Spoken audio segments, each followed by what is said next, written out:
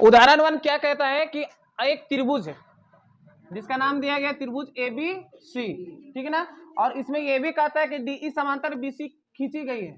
तो सिद्ध करना है कि AD बटा AB इक्वल टू होगा AE बटा AC। मेनली यही क्वेश्चन है कि एक त्रिभुज ABC था और इसमें AB और AC को प्रतिच्छेद करने के लिए DE समांतर खींचा गया है किसका, BC का। मतलब DE समांतर खींचा गया है किसका, BC का। किसका, BC का। तो हमको सिद्ध क्या करना है, देखिए मेनली ये लाना है AD बटा AB बराबर AE बटा AC, ये लाना। देखिए कैसे बनाते फटाफट।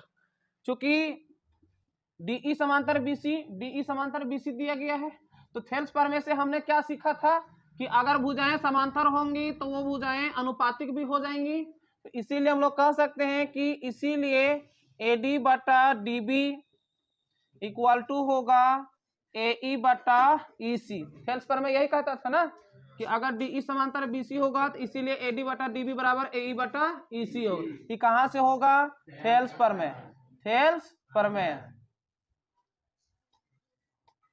ठीक ना। अब इसको पलट देते हैं, इसको पलट देते हैं। तो DB बटा AD और इधर EC बटा AE, दोनों को क्या कर दिए, पलट दिए। इसको भी पलटे तो इसको भी पलट देंगे। समझ में आ गया। अब क्या करेंगे, दोनों तरफ एक जोड़ने पर, दोनों तरफ एक जोड़ने पर एक जोड़ देते हैं।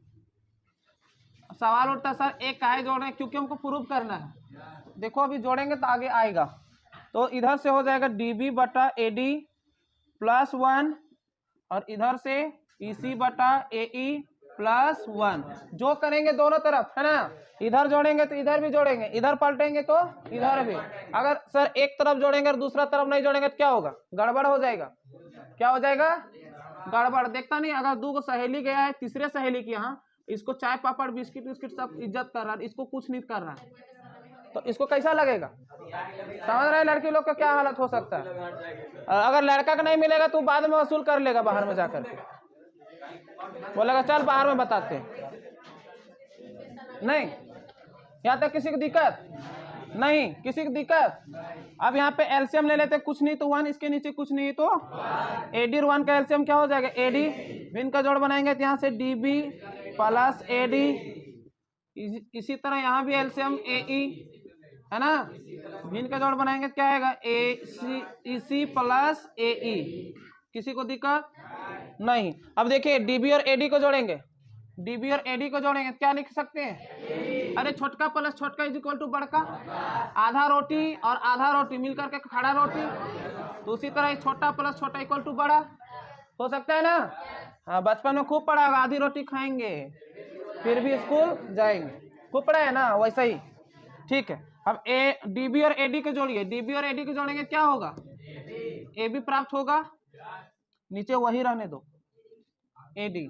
उसी तरह इधर देखिए EC और AE, EC और AE छोटा छोटा जोड़ेंगे तो फिर से बड़ा, तो बड़ा का क्या नाम होगा, AC। नीचे वही रहने दो AE। नहीं, अब क्या करते हैं, इसको फिर से पलट दो, क्योंकि हमको ये लाना है ना, तो फिर से पलट दो। तो AD बटा AB बराबर इसको पलट दो AE बटा AC। देखिए तो आ गया, यही चीज लाना था। देखिए एक भी दम है, अरे एक भी दम है। अगर आपको ये वीडियो पसंद आई होगी तो प्लीज लाइक शेयर और सब्सक्राइब करना नहीं भूलिएगा। उदाहरण 2 में क्वेश्चन है कि ABCD एक समलंब है जिसमें AB समांतर DE है। ये आपका समलंब दिख रहा है और AB समांतर किसका है, BC का। और असमांतर भुजाओं AD और BC, AD और BC ये असमांतर भुजा है और इस पर क्रमशः E और F इस प्रकार स्थित है कि EF AB के समांतर है। EF किसके समांतर है, AB का। तो सिद्ध करना है कि AE बटा ED बराबर होगा BF बटा FC। फटाफट हम लोग समझ लेते हैं क्वेश्चन क्या कहता है, ठीक ना। देखिए आपका ये एक समलंब दिया गया है और इसमें दिया गया है पहले से कि AB समांतर किसका है, BC का, और बाद में क्या कहता है कि AB समांतर किसका है, EF का। देखिए EF किसके समांतर है, AB का। समझ रहे हो ना, मतलब ये इसके समांतर है और ये भुजा इसके समांतर है। तो सिद्ध करना है कि AE बटा ED बराबर BF बटा FC। फटाफट हम इसमें एक रचना कर देते हैं, यहाँ से A से C को मिलाया, दिख रहा है रचना। देखिए मेरा खासियत है कि हम लिख के मिटा भी सकते हैं, आप लोग कॉपी में पेन से चीज के मिटाने सकिएगा, देखिए मेरा खासियत है। और इसका नाम दे देते हैं जी, ठीक है ना। क्या कहते हैं, ए से सी को मिलाया जो ईएफ को जी पर प्रतिच्छेद करती है, जो ईएफ को जी पर प्रतिच्छेद करती है।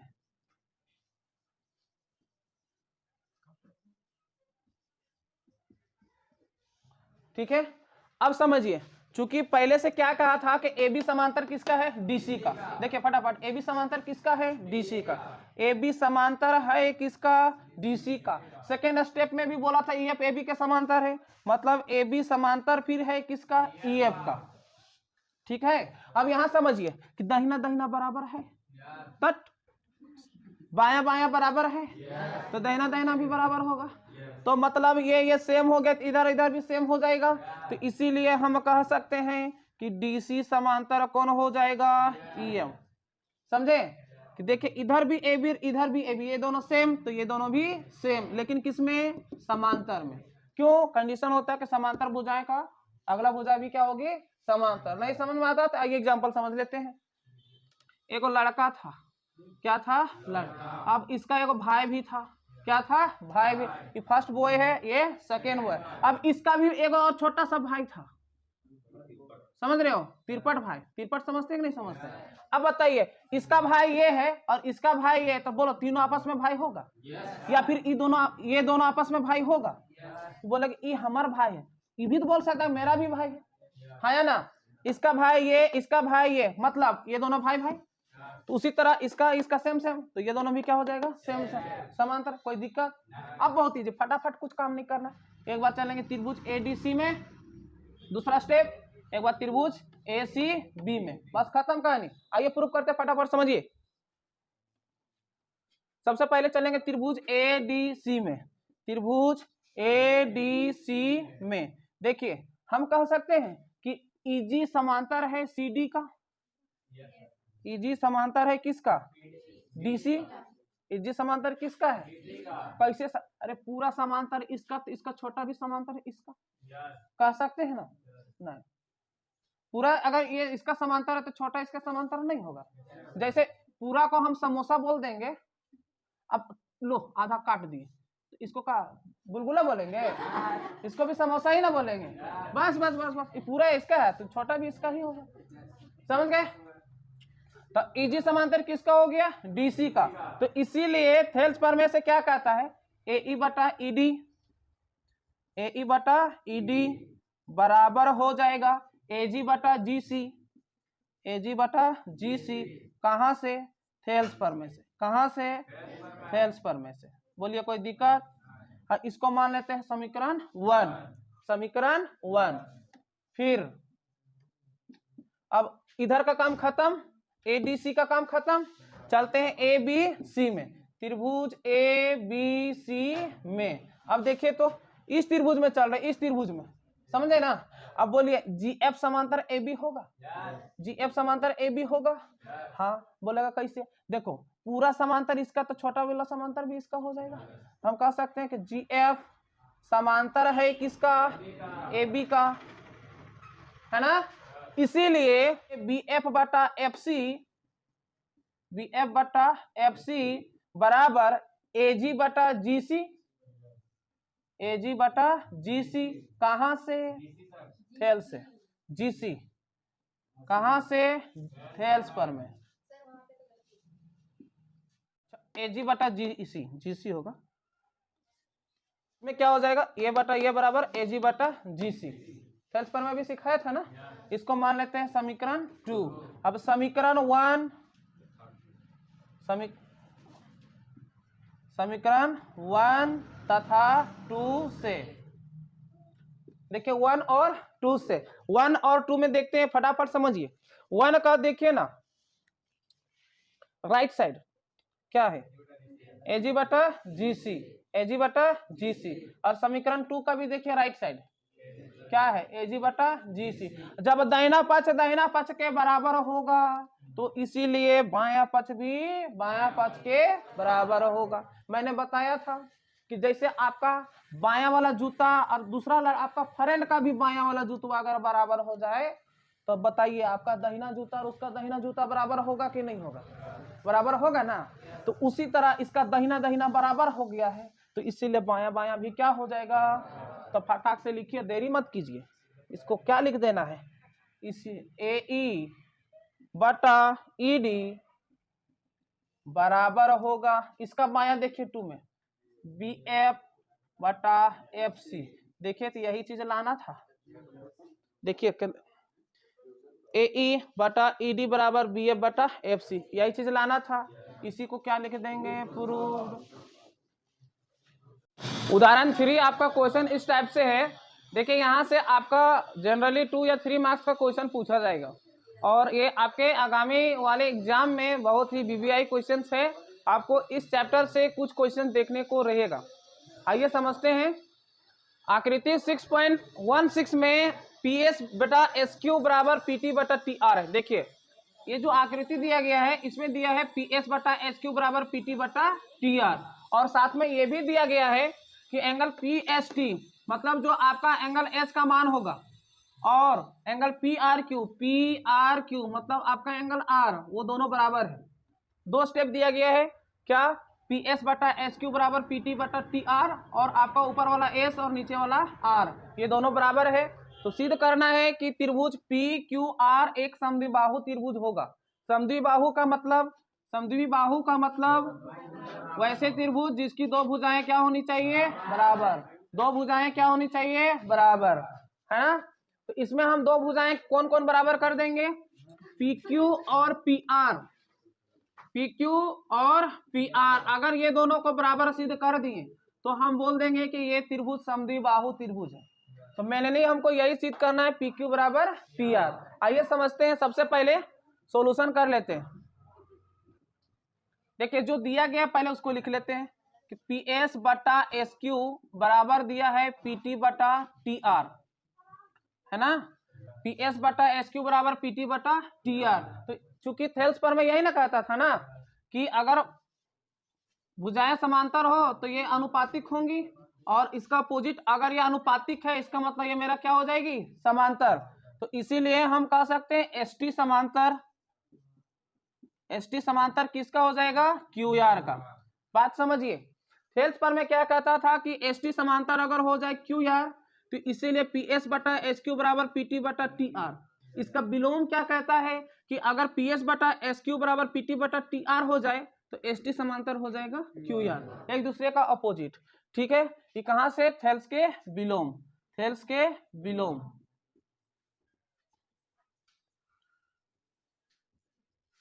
यहां तक तो कोई दिक्कत नहीं है?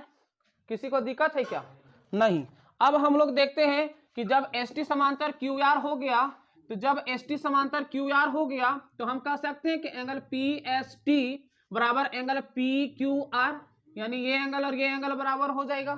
कैसे? जब 2 भुजाएं समांतर और एक कोई तिर्यक रेखा प्रतिच्छेद करती है तो बोलो ये कोण और ये कोण बराबर होता है, इसको कहते हैं संगत कोण। क्या कहते हैं? तो सिमिलरली यहाँ ST और QR समांतर है और ये आपका एक तिर्यक रेखा काम कर रहा है, तो हम कह सकते हैं कि एंगल PST बराबर PQR। इसीलिए एंगल PST बराबर एंगल PQR कह सकते हैं, यानी S बराबर कौन हो गया? Q। कहां से हो गया? संगत कोण। कहां से हो गया? संगत कोण। बात समझ में आया? इसको मान लेते हैं समीकरण 1।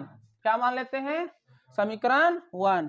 लेकिन आपका क्वेश्चन में तो कुछ और दिया है।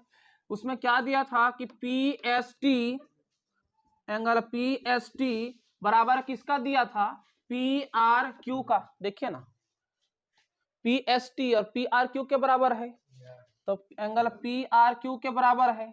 ये कहां से दिया है? इसको मान लेते हैं समीकरण 2। अब समीकरण 1 और 2 को ध्यान से देखिए।